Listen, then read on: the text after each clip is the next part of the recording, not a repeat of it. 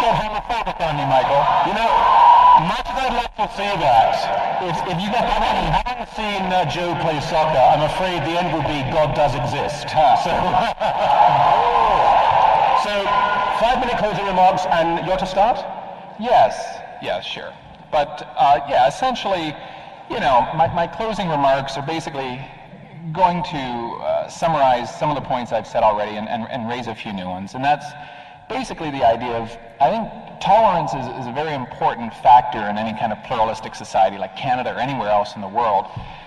The biggest beefs I have, of course, with any kind of religion, theistic or otherwise, is that there are an awful lot of inconsistencies, and Joe is by definition an apologist, which means somebody who has to say, yeah, okay, yeah, I understand there's some inconsistencies, but if you just look at things this way, it kind of works out. But the problem with that, of course, is that there are just so many inconsistencies, and I wish there weren't. I wish I could have remained a Christian. I wish I could have, you know, somehow held on to my faith, but I just found by the time I was in high school, I was just finding just way too many problems with my Christian beliefs and whatnot. And some of the biggest problems, of course, are the level of tolerance there is versus the amount of harm that could be generated. And, you know, when Joe says he's a young earth creationist, I have to say, you're just wrong. You're just not right.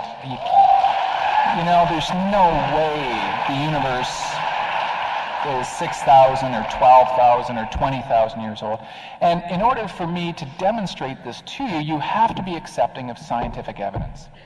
You have to accept the validity of potassium-argon dating and potassium-lead dating and even, you know, carbon-14 dating if we just want to go to 50,000 years. But even that alone would prove that you were wrong.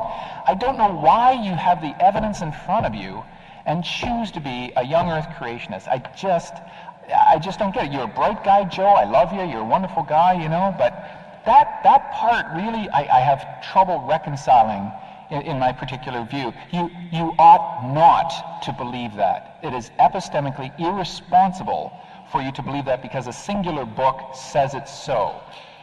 Right?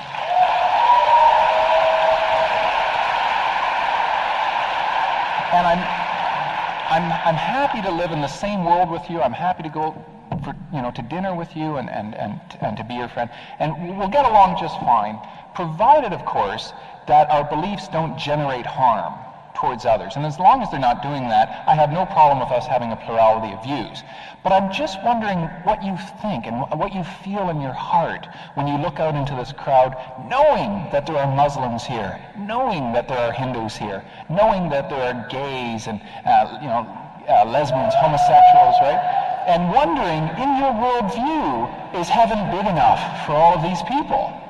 Because if not, then I do think there's a generation of harm, and I do think there is a level of intolerance, and I do think that aspect of faith can be dangerous. And I think those are the signs we have to look out for in terms of making determinations about how far our faith is going to go in judging the actions of other individuals. Joe, if I'm a good guy all my life, and nobody's perfect, right? Anybody wants to throw the first stone, go ahead. For those of you who haven't sinned, bring it on. I'm not perfect, you're not perfect. We know Michael's not perfect. So, what I'm saying is, if Michael and you and I and everybody else out here genuinely tries to be good, but they just don't have the particular worldview that you do and your congregation does, do we still get in, Do we still get into the club? Do we get into the big great beyond after we die? Because if we don't, I think there's something seriously flawed with your views. I think they're discriminatory. I think they're homophobic. I think they might even be on some levels racist. Because you are making the defining characteristics of a very exclusive club. And if I don't somehow accept Christ into my life before I die, why should I be damned, or any of these other people of Muslim faith or Hindu faith or Sikh faith, why should they be damned for all time if they are in fact genuinely good people? And so I'm basically going to finish up here with a quote from Robert Ingersoll. He said, "Humanity is the grand religion, and no God can put a man in hell in another world who has made a little heaven in this. God cannot make a man miserable if that man had made somebody else happy. God cannot hate anybody who is capable of loving anybody. Humanity, that word embraces all there is." Thank you.